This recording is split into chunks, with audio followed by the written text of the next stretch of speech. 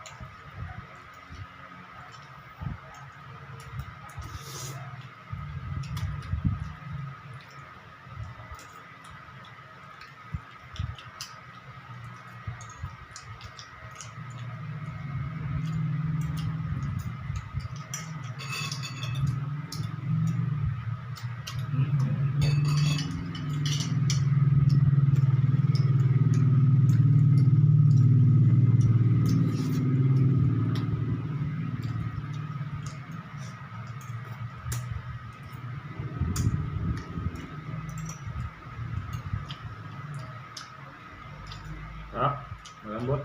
Ang tawa. Malambot yung atay at saka yung baboy.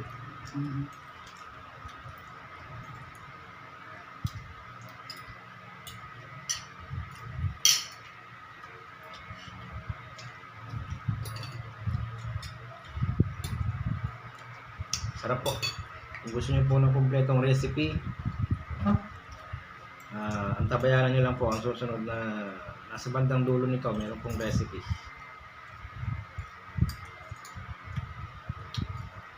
Para sa kompletong Ricardo. Ito po ay aming lutong bahay. Hindi po ito binili.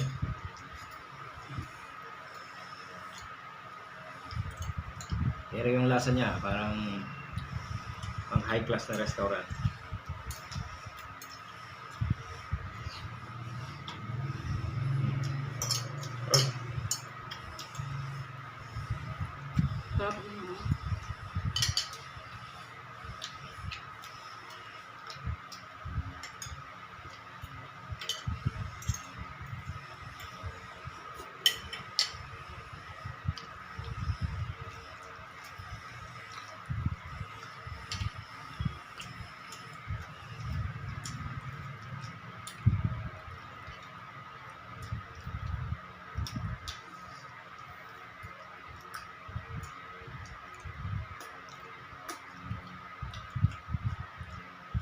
Minsan pala nag-focus to eh.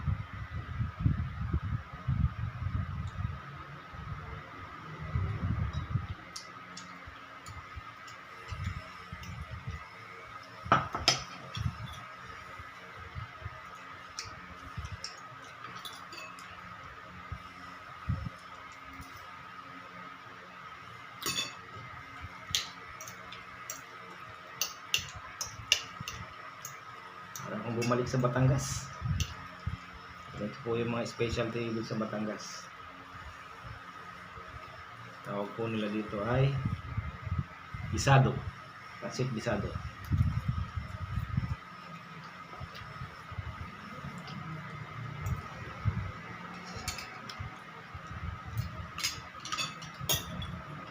Naligan po namin mag-pasit gaya kaysa lumabas pa. Alam naman natin, pandemic. Dito na lang. Mas masarap pa, mas kumpleto pa ang Ricardo.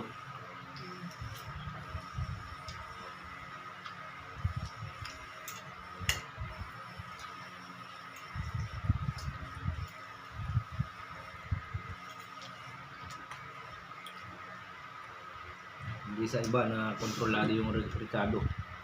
Sarap no? Titigilan nila.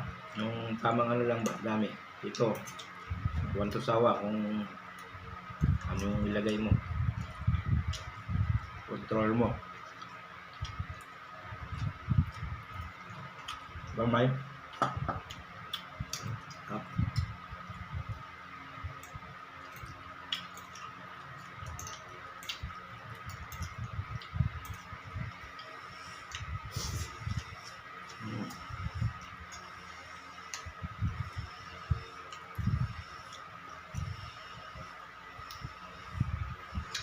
Ang matitira nito, dadalhin ko sa trabaho. Dadalhan ko yung mga kasamahan ko. Ano naman bumait.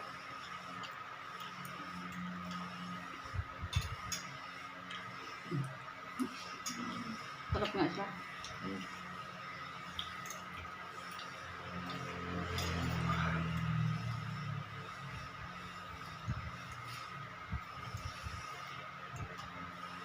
Pwede rin itong lagyan ng kanin.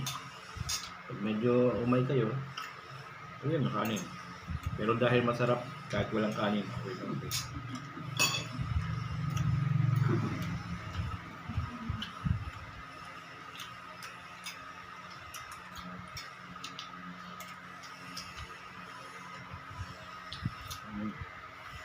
Favorite ko tayo.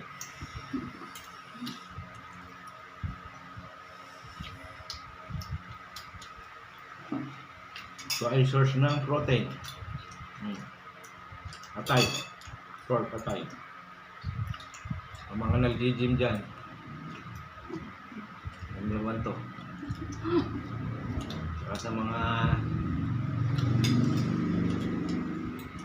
bahala na kayo. So kain ako.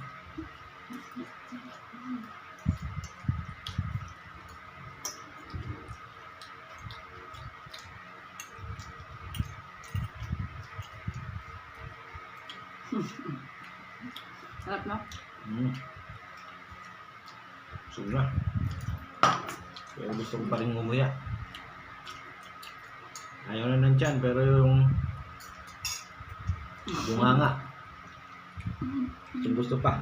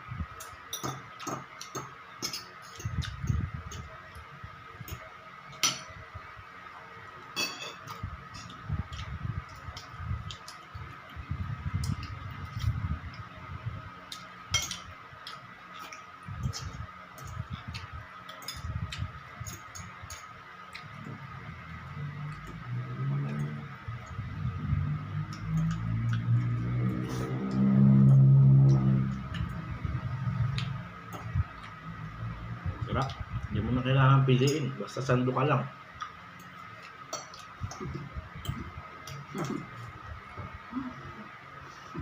Ang tawa.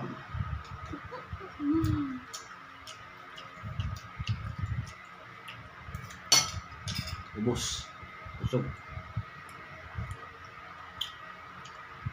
Tapos ng kain. Tatawagin tayo ng alam nyo na. Sopa. Sarap. Sarap. Mamaya ulit. Lagay mo lang sa rep.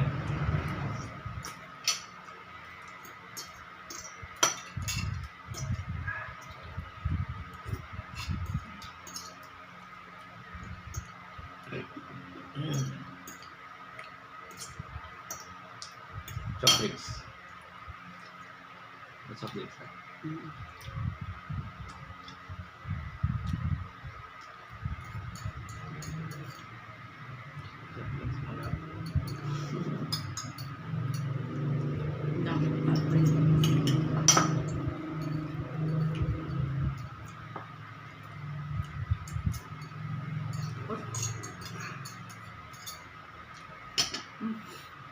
totoo lang, kanina pa akong kumakain ng Optam. Kaya hindi ko napigil, lubat eh. Hindi ko napigil. Ay, nako. Hanggang ngayon kumakain pa rin.